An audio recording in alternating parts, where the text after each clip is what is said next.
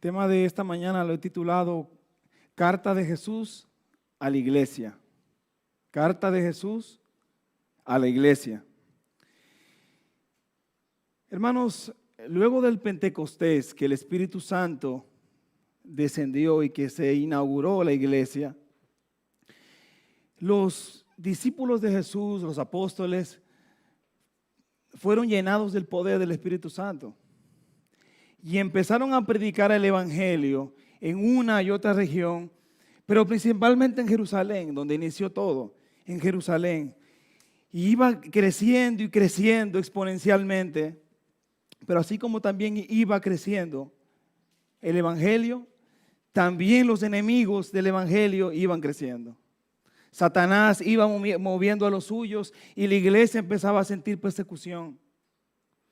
Y tenían una persecución terrible, terrible, empezando con Nerón. Nerón empezó a perseguir a la iglesia. Lanzaba a estos cristianos por creer en Cristo, los lanzaba al Coliseo romano. Los quemaba como antorchas. Y esa era la persecución que tenía la iglesia. Los apóstoles del Cordero, todos murieron de forma violenta.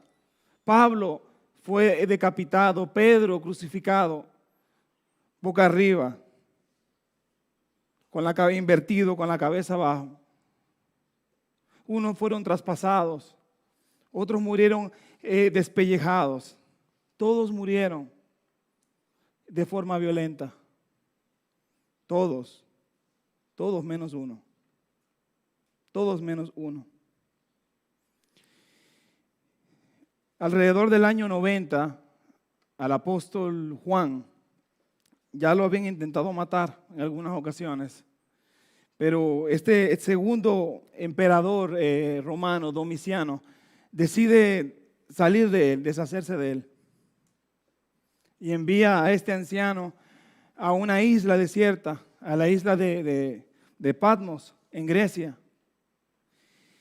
Y estando ahí en Patmos, y quisiera que vayamos al libro de Apocalipsis, capítulo 1.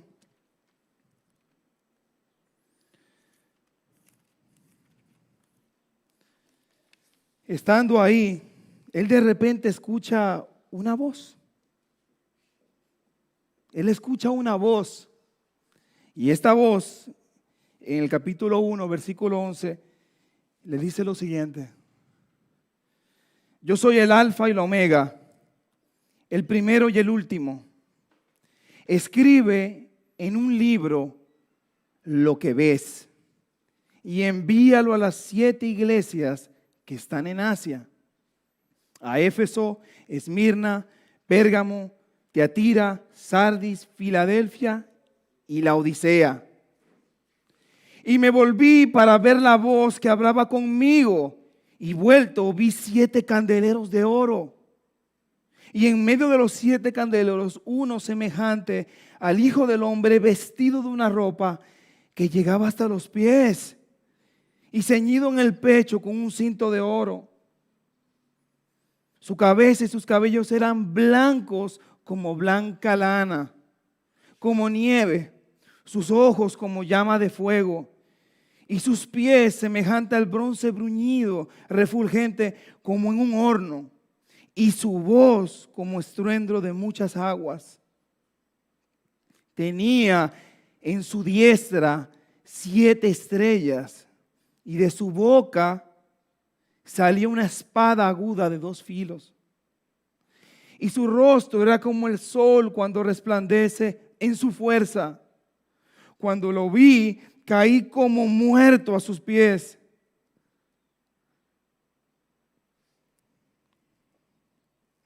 Y él puso su diestra sobre mí, diciéndome: no temas, yo soy el primero y el último, el que vivo y estuve muerto, mas he aquí vivo por los siglos de los siglos. Amén. Y tengo las llaves de la muerte y del Hades. Escribe las cosas que has visto, las que son y las que han de ser después de estas. Y le dice: el misterio de las 7 estrellas que has visto en mi diestra y de los 7 candeleros de oro Las 7 estrellas son los ángeles de las 7 iglesias. Y los 7 candeleros que has visto son las 7 iglesias. Jesús se le aparece a Juan de una manera increíble, de una manera sobrenatural, con ojos de fuego, con una voz de estruendo de muchas aguas. O sea, Juan empieza a ver una imagen de Jesús que lo deja impactadísimo. Es una imagen de Jesús que sacudió todo su ser. Todo su ser. Y le dice, escribe lo que has visto. O sea, lo que has visto ahora en el capítulo 1, la que acabamos de leer. Escribe lo que has visto. Escribe lo que es, lo que está sucediendo, que son el capítulo 2 y el capítulo 3 del libro de Apocalipsis, que nos va a hablar de las 7 iglesias. Y lo que ha de ser del capítulo 4 hasta el 22 de Apocalipsis. Y hoy vamos a estar hablando de las 7 iglesias. Específicamente vamos a concentrarnos en una. Todas estas iglesias, mis hermanos, son iglesias que existían. Eran iglesias físicas, eran iglesias que tenían su lugar, que estaban presentes en el siglo I. Pero estas iglesias no representan solamente a esas iglesias. O sea, no representan a las iglesias que estaban en esa época, en el siglo I, sino que representan a todas las iglesias en estos 2 milenios. Representan a todos nosotros. Y Dios ha permitido que nosotros tengamos esto y esta información porque Dios quiere que aprendamos de estas iglesias. Había muchas más iglesias. Estaba la iglesia de Roma, de Corinto, estaban más iglesias. Estaban más iglesias, la iglesia de Colosa también estaba ahí. Habían más iglesias, pero Dios, Jesús, decide enfocarse en estas 7 iglesias. Porque Él considera de que aunque todas las iglesias tienen problemas, estas iglesias tienen cosas que Dios quiere que nosotros aprendamos de ellas. Pero Jesús no solamente nos va a hablar de los problemas que tienen estas iglesias. Aunque Él menciona una y otra vez, con excepción de 2 de las iglesias, que no les habla de sus problemas. Lo que quiere nuestro Señor y lo que les va a decir y lo que nos va a decir a nosotros es lo que están haciendo bien, porque el Señor no solamente Él ve lo que uno hace mal. Dios no está solamente ahí para llamarnos la atención. Él ve lo que está mal y Él habla de las cosas que están mal, habla de las cosas que están bien, habla de cómo corregir lo mal que hicieron y las consecuencias de no corregir lo que está mal. Entonces Jesús les va a hablar lo que está bien, lo que está mal, cómo corregirlo y consecuencias de no corregir lo que está mal. Vamos a ver. Éfeso era una iglesia con falta de amor. Esmirna era la iglesia perseguida. Esto era una iglesia que parecía de tribulación. Pérgamo había aceptado prácticas pecaminosas en la iglesia, al igual que Tiatira. Y Sardis, el Señor la califica de esta manera. Tú tienes nombre de que estás vivo, pero en verdad no estás vivo. Tú estás muerta. Eso es lo que le dice a Sardis. Es una iglesia muerta. A Filadelfia le dice, esta es la iglesia fiel. Es una iglesia misionera, es una iglesia que es fiel. Fiel. Y de la Odisea, bueno, la Odisea era una iglesia que sentía que era autosuficiente. La Odisea decía, versículo 3, 17, decía, yo soy rico y me he enriquecido y de ninguna cosa tengo necesidad. Eso es lo que decían ellos. Pero el Señor le decía, y no sabes que tú eres desventurado, miserable, pobre, ciego y desnudo.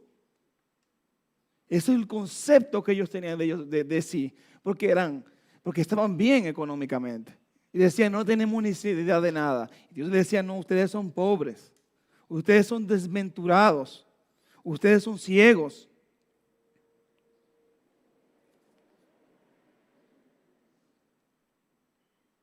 Y ahora quiero enfocarme en la iglesia, el mensaje a Éfeso. Vamos a enfocarnos, ¿qué es lo que le dice el Señor a la iglesia de Éfeso? Así que vamos al capítulo 2, versículo 1. Este es el mensaje a la iglesia de Éfeso. Bueno, Éfeso esa iglesia estaba ubicada en lo que hoy día se conoce como Turquía. Y era una iglesia que eran muy pecaminosos, adoraban a la diosa Diana, tenían más de 500,000 de habitantes, estaban bien en su economía, pero eran muy idólatras y había mucha perversión, había mucha prostitución. Y en medio de esa iglesia, Dios utiliza al apóstol Pablo para que su tercer viaje misionero, él establezca esa iglesia ahí, en medio de esa perversión. Y la iglesia floreció. Porque la iglesia era una iglesia preeminente. Era la más grande de todas estas iglesias. Y claro, habían sido muy bien instruidos. Habían sido instruidos por el apóstol Pablo, habían sido instruidos por Timoteo. Timoteo llegó a ser el pastor de esa iglesia. Y no solo Timoteo, el mismo Juan, el que escribe la carta, llegó a ser pastor de esa iglesia. Tenían mucho conocimiento y tenían mucha doctrina. Pablo duró 2 años predicando en Asia. Y muchos llegaron a convertirse, muchos gentiles y judíos se convirtieron. Ahora el Señor tiene un mensaje a esta iglesia. Esta iglesia que ya tiene unas décadas que se ha formado, que se ha establecido. Dios tiene un mensaje para esta iglesia porque esta iglesia ha cambiado. Esta iglesia no es la misma que cuando empezó. Algo ha sucedido con esta iglesia y vamos a ver qué nos dice la palabra, qué fue lo que sucedió exactamente con esta iglesia. Capítulo 1, le dice, escríbele al ángel de la iglesia de Éfeso. Escríbele al ángel de la iglesia de Éfeso.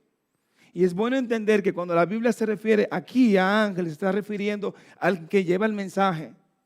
La Biblia no siempre cuando habla de ángel se refiere a esa figura celestial.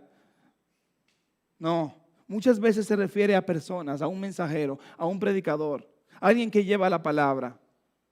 Alguien que lleva la palabra. Cuando le dice escribe al ángel, porque el orden fue el siguiente, de la divinidad, del Padre al Hijo, pasó al ángel, después a Juan, después Juan al libro, escribe el libro, mándaselo al ángel de la iglesia, al mensajero, al predicador, al pastor, y ese lo va a llegar a la iglesia. Por eso llegamos a la conclusión de que es un pastor. Es el que lleva el mensaje. Y le dice el Señor Jesús, escribe al ángel de la iglesia de Éfeso, el que tiene las 7 estrellas a su diestra. Y acabamos de leer qué son las 7 estrellas, los 7 pastores. Dice que tiene los 7 pastores en su mano. Y cuando la Biblia habla de su mano derecha, está hablando de un lugar de honra. Dios tiene a los pastores en su mano derecha. Dios tiene al pastor en honra. A los pastores, no solamente a ellos, a todos los pastores. Los pastores son los más atacados. A veces pensamos que no, pero son los instrumentos que Dios puso ahí para predicar el evangelio. Y cuando cae un pastor, ¿qué es lo primero que sucede? Se anuncia, se pone por todas las noticias. Mira, y era pastor. Y mira el pastor lo que hizo. Y mira esto. Y no quiero poner ejemplos, pero hay una pastora que hemos escuchado. Porque así es que funciona el mundo. Así es que funciona Satanás. Él lo que quiere es desacreditar a la iglesia. Y si coge la cabeza, sabe que si hiera al pastor, va a causar estragos. El pastor no es Dios. El pastor no es Jesús. Ahora, perdón, Jesús es nuestro pastor. Pero ustedes saben a qué me refiero. El pastor físico, los pastores que están aquí en la iglesia, no son Dios. Son humanos también y sufren muchos ataques. ¿Y qué nos dice la palabra acerca de los pastores? Jesús dice que lo tiene en su mano derecha. Los tiene en un lugar de honra. ¿Y qué dicen? ¿Y qué nos dice a nosotros? Que oremos por ellos, que los honremos. Eso es lo que nos dice la palabra. Eso es lo que nos toca a nosotros, doblar rodillas. Doblar rodillas. Porque Dios los puso ahí. Si los puso ahí, por algo el Señor permitió que estuviesen ahí. Con todos sus defectos, con todo y que quizás no estemos de acuerdo en muchas cosas que piensa o que dice, tenemos que tener respeto. Y a veces los pensamientos van por encima del respeto. Y Dios quiere eso de nosotros. Dios tiene a estos pastores en su mano. Y yo creo que Dios tiene a todos sus pastores en su mano derecha, en un lugar de honra. Y el que anda en medio de los 7 candeleros de oro, y el que anda, Jesús, los 7 candeleros representan a las 7 iglesias. Y las 7 iglesias no representan, no son edificaciones, somos nosotros. Las iglesias son personas. Y dice que Jesús pasa en medio de las personas. Jesús sabe lo que pasa en cada iglesia. Jesús está al tanto de todo lo que sucede en la iglesia. Y ahora les dice en el versículo 2, yo conozco tus obras y tu arduo trabajo y paciencia, y que no puedes soportar a los malos, y que has probado a los que dicen ser apóstoles, pero en verdad no lo son. Y los has hallado mentirosos. Él dice, yo conozco, yo sé. Le dice, yo conozco tus obras. Yo conozco tu arduo trabajo. Yo sé que tú eres paciente, que eres perseverante. Le dice a esta iglesia. Yo sé que que has probado a los que dicen ser apóstoles y no lo son, y los has hallado mentirosos. Tienen un celo por la iglesia. Tienen un celo por la verdad. Y no solamente han trabajado como cristianos. Yo solamente, sino que han tenido discernimiento. Yo conozco, han comprobado los falsos maestros, las falsas perseverantes. Le dice a esta iglesia, los han encontrado mentirosos. Yo sé que tú no eres una iglesia que Dios, que has probado a los que dicen ser apóstoles y no lo son, y los hallados mentirosos. Tienen un celo. Tienen un celo por la iglesia. Y tanto discernimiento, tienen un celo por la verdad, que habían podido separar grupos que se querían introducir en la iglesia. Y no solamente han trabajado como herejías y con cosas como torcidas. En el versículo yo solamente si le dice, pero tienes esto. Yo conozco, han comprobado, tienes esto, que aborreces las obras de los israelitas, los cuales yo también aborrezco. Yo sé. Y cuando nosotros en la iglesia que Dios, que has probado los que dicen ser apóstoles y no lo son, nadie los hallados mentirosos, tienen un celo por la iglesia. Tanto discernimiento, celo por la verdad, que habían podido separar grupos que se querían introducir en la iglesia. Y no solamente han trabajado como herejías y con cosas torcidas. En el versículo yo solamente si le dice, pero tienes esto. La palabra que conozco, han comprobado. Tienes eso, maestro. Y aborreces las obras de los israelitas, los cuales yo también aborrezco. Yo sé de que este grupo de personas se creían superior a los demás. Y querían introducir esto a la iglesia de Éfeso. Pero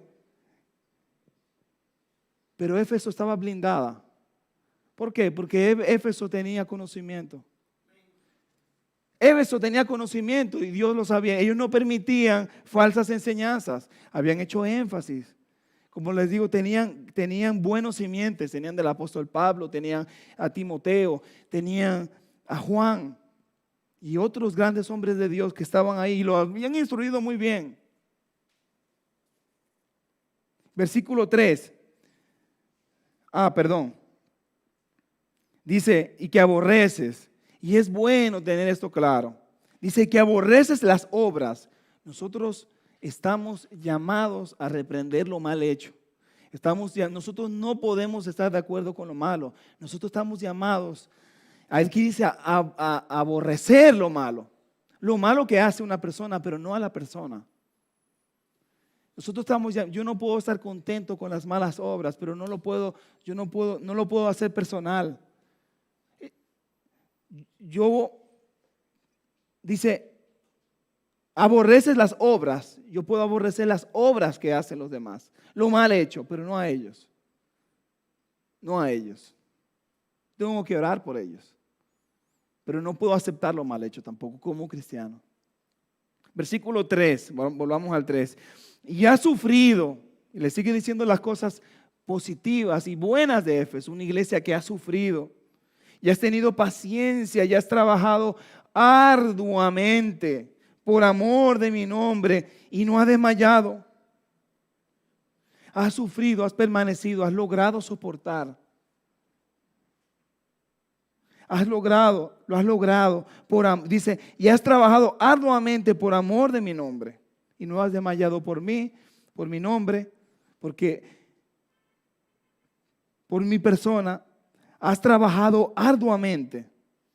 O sea, no era una iglesia vaga, era una iglesia que cuando se le llamaba, decían presente, sí, aquí estamos. Era una iglesia que estaba ahí. Cualquier actividad estaban presentes. Tenían conocimiento y estaban presentes. Trabajaban duro. Y si lo vemos así como lo presenta y nos quedamos aquí, wow, qué carta. Imagínense, hermanos, que ustedes son la iglesia de Éfeso y aquí concluimos. Ese fue el mensaje del Señor para ustedes. ¿Qué les parece? Wow, qué bonito. Wow, ¿verdad? Como que sube el ego. El Señor, mira, el Señor está consciente de todo lo que yo hago. Muy bien. Muy bien. El currículum hasta aquí se ve muy bien. Pero Dios ve más allá. Dios ve más allá. Dios examina el corazón. Dios no ve lo que ve el hombre. El hombre ve así, pero Dios ve más allá. Dice, pero tengo contra ti, este es el problema, que has dejado tu primer amor. Era una iglesia que vivía de sus glorias pasadas. Has dejado tu primer amor. ¿Pero qué pasó? Pablo, cuando fundó esta iglesia era diferente. Si nosotros vamos a Efesios capítulo 1, dice, esto es unas décadas antes, esto es 3, 4 décadas antes. Efesios capítulo 1, versículo 15 y 16. El apóstol Pablo escribiéndole a la iglesia, fundó la iglesia, ahora le manda una cartita. Vamos a ver qué decía el apóstol Pablo. Por esta causa también yo, habiendo oído de vuestra fe en el Señor y de vuestro amor para con todos los santos, no ceso de dar gracias por vosotros, haciendo memoria de vosotros en mis oraciones. Era una iglesia que amaba. Era una iglesia que tenía amor. Por esta causa, también yo, Pablo escribiendo, ¿verdad? Habiendo oído de vuestra fe en el Señor Jesús y de vuestro amor para con todos los santos. ¿Y qué sucedió? Capítulo 2, 4 dice, pero tengo contra ti que eso de lo que habla el apóstol Pablo, tú lo has dejado. Has dejado tu primer amor. Mis hermanos, las actividades muchas veces reemplazan a Dios. Nuestras actividades que son para Dios muchas veces excluyen a Dios. A veces me puedo estar involucrado en muchas cosas y sentir que estoy muy activo en lo que tiene que ver con la iglesia. Pero la realidad es que si mi corazón no está ahí y lo estoy haciendo como una monotonía, pues entonces yo no lo estoy haciendo con amor y Dios no se agrada. Yo no puedo llegar en mi mente a comprender de que porque estoy activo en la iglesia, estoy bien con mi Señor. Podemos llegar a esa falsa impresión, pero La verdad es que Dios no ve las obras solamente. Dios ve primero el corazón. Dios ve el corazón con el cual nosotros hacemos las obras. Has dejado tu primer amor. Cuando nosotros estamos enamorados, y aquí creo que todos hemos estado enamorados, cuando estamos enamorados, nosotros hacemos todo lo posible por estar con esa persona de la cual estamos enamorados. Hacemos todo. Nos sacrificamos, tratamos de pasar tiempo, de compartir, de hablar, y no nos importa. Pero al pasar de los años vienen problemas y vienen el estrés de la vida hace que como que vaya menguando. Y a esta iglesia le fue sucediendo eso. Fueron perdiendo su primer amor. Y Jesús le advierte, mira, tu problema es esa relación conmigo. Has descuidado, en otras palabras, lo nuestro, le dice el Señor. Versículo 5 dice, recuerda por tanto de dónde has caído y arrepiéntete y haz las primeras obras, pues si no, vendré pronto a ti y quitaré tu candelero de su lugar si no te hubieres arrepentido. Jesús le dice el problema, pero Jesús también ahora le va a traer la solución. Jesús les va a traer la solución y le dice, recuerda, número 1, recuerda dónde has caído. 2, arrepiéntete. Y 3, haz las obras primeras. Y cuando dice recuérdate, le dice trae a tu memoria ese periodo en el que tenías esa estrecha relación conmigo. ¿Cuántas veces vemos a alguien que viene a la iglesia, a un nuevo creyente, y está activo? Oh, es que está en el primer amor. El yo decir que una persona está en el primer amor porque lo veo que tiene mucho deseo de servir y mucha energía y mucha sonrisa y mucho amor y abrazando. El hecho de que yo diga que esa persona, no, porque él está en primer amor, eso dice que mi condición está muy grave. Si yo digo, no, es que, el hermanito, la hermanita está en el primer amor, qué bonito. Sí, pero ¿qué dice eso de mí? ¿Qué dice eso de mí? Esta iglesia le pasaron décadas y los años, al parecer los años como que lo fueron enfriando. Y estaban acostumbrados a entrar, a venir, a sentarse, a participar, a dar doctrina, mucha enseñanza, sí, miren. Y el amor. Y el amor. Porque para el Señor el amor viene primero. El amor viene primero. Y el amor que nosotros sentimos con Dios se hace evidente en nuestra relación con los demás. Como yo estoy con el Señor, como yo estoy con el Señor, se va a reflejar en los demás. Y mi falta de amor a los demás va a decir que en realidad yo no amo a Dios. O que no amo a Dios como yo lo debería amar. Porque eso debería brotar de nuestro ser. Brotar de nuestro ser. Y dice, recuerda, trae a tu memoria. El Señor nos dice constantemente en su palabra, recuérdense pueblo, recuérdense de dónde lo saqué, recuérdense lo que hice por ti, recuérdense la Santa Cena en la cual participamos, recuérdense del pan y el vino, qué es lo que significa, qué es lo que yo hice por ti en la cruz del Calvario. Trae a tu memoria, recuérdate. Y número 2, estamos hablando de la solución que presenta el Señor. Arrepiéntete. Oye, arrepiéntete. Oye, ya toma la decisión de dar la vuelta. Y eso nos toca a nosotros. Eso nos toca a nosotros. A nosotros nos toca, no el Señor. El Señor no yo soy el que tengo que arrepentirme. Dios me da fuerzas. Pero yo soy el que tengo que tomar esa decisión de arrepentirme y decir no, arrepentirme, metanoia, el cambio de la mente, la vuelta. Y número 3, haz tus primeras obras. Haz tus primeras obras. Volvamos a ese periodo donde nosotros anhelábamos, cuando nosotros anhelábamos servir a Dios. En lo que sea, yo quiero servir al Señor como sea. Hermano, pónganme aunque sea a recoger papeles, a organizar esto. Yo quiero servir a Dios en lo que me pongan, pero yo quiero servirle. Yo quiero hacer cosas por Dios, por su obra, por los hermanos. ¿Dónde está esa? ¿Dónde está ese? Y todos somos culpables de esto, todos nosotros somos culpables. Si empieza a llover no podemos predicar.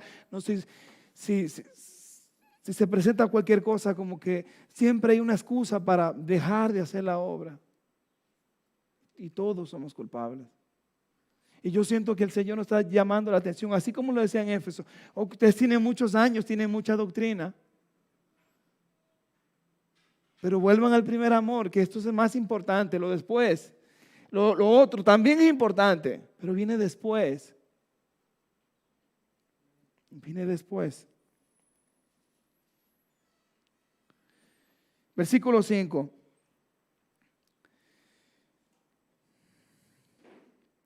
Haz las primeras obras, pues si no, y le da una advertencia, vendré pronto a ti y quitaré tu candelero de su lugar, si no te hubieres arrepentido. Nosotros somos salvos. Nosotros no perdemos la salvación. Nuestra salvación está segura en el Señor. Lo creemos así porque así dice su palabra. Nosotros estamos seguros en el Señor.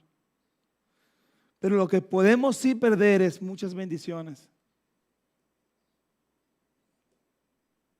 Podemos perder muchas bendiciones.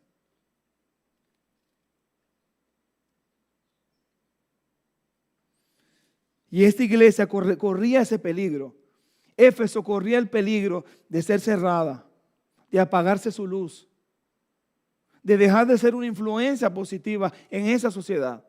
Corría ese peligro. Y vemos que al final eso fue lo que pasó con Éfeso.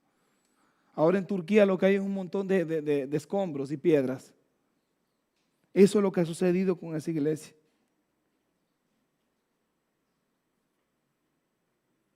Así que obras no es igual, hermanos, a una relación. Obras no es igual a una relación. ¿Cómo usted se siente, el que está casado aquí, que su pareja, su esposo, su esposa, cumpla con todas las cosas que tiene que cumplir en el hogar? Ya sea pagando deudas, ya sea comida, atendiendo todas las cosas que tenga que atender. Que su pareja haga todo, desde que se levante por la mañana, que madrugue y atiende todas las cosas. Y que su esposo salga y trabaje y que todos cumplan, pero que no se amen. ¿Cómo usted se sentiría que esa persona que está a su lado no lo ame? No, pero yo cumplo, yo hago, yo me levanto, yo llego a la iglesia temprano, yo salgo tarde, yo siempre estoy en todas las campañas, yo leo mucha Biblia, yo fui a tal seminario. ¿Pero me amas? ¿O será que el amor se cayó en alguna parte en el camino? Él dice, algo sucedió en el camino, que ese amor como que se cayó por ahí en el camino. Y dice, vuelve. Mira a ver bien de dónde caíste. Así que es una relación con el Señor. Versículo 7. El que tiene oído, oiga lo que el Espíritu dice a las iglesias. Dice el que tiene oído, oiga. Si la iglesia deja de escuchar lo que el Señor le está hablando, ya no va a ser más iglesia. Lo que va a ser es un grupo de reuniones, pero la presencia de Dios no va a estar ahí. Quizás pueda permanecer un grupo de personas en actividades, cantando, leyendo, pero la presencia de Dios ya no. Oye lo que el Espíritu dice a las iglesias. Oye, escucha lo que dice su palabra.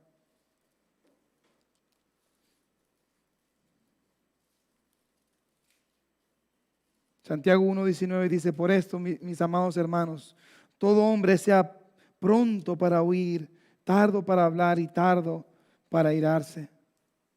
pronto para oír. El Señor habla, pero el Señor quiere no solamente estar hablando constantemente, sino que nosotros reaccionemos. Y dice, al que venciere, le daré de comer del árbol de la vida, el cual está en el medio del paraíso de Dios. Cuando dice el que venciera, ¿a qué se refiere con el que venciere? ¿Quiénes son estas personas que vencen?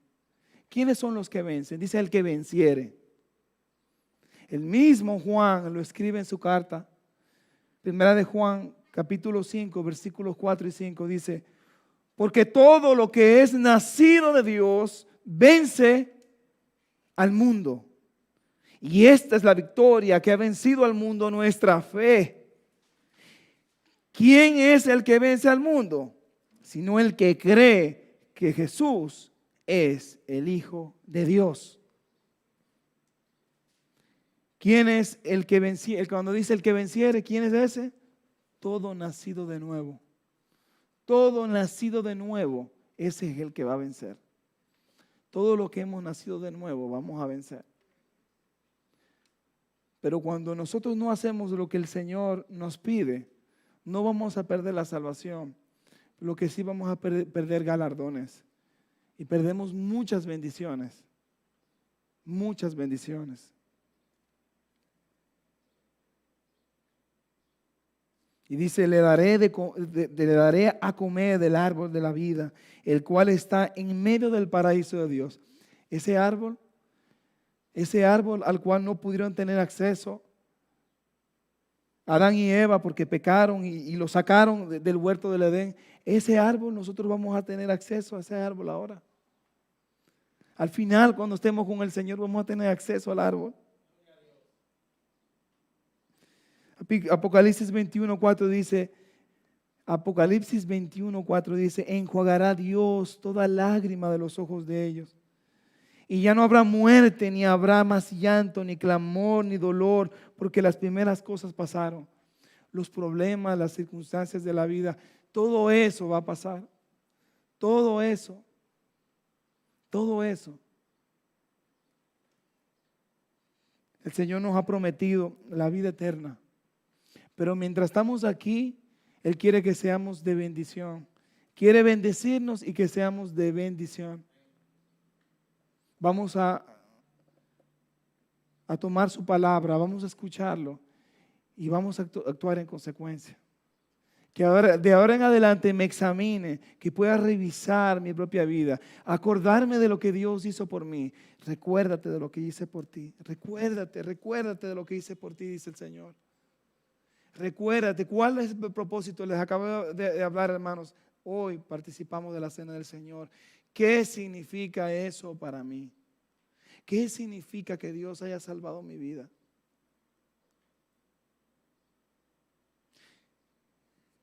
Y el Señor continúa luego tratando con cada una de las iglesias. Que eso ya lo veremos más adelante si el Señor lo permite, pero por ahora vamos a escuchar lo que el Señor, escuchar y obedecer lo que el Señor nos ha dicho. Padre que estás en los cielos, te doy gracias. Gracias por esta mañana y por tu palabra. Gracias, Señor, por tu amor. Y que podamos, Señor, volver. Que podamos, Señor, volver a esos primeros días, Señor.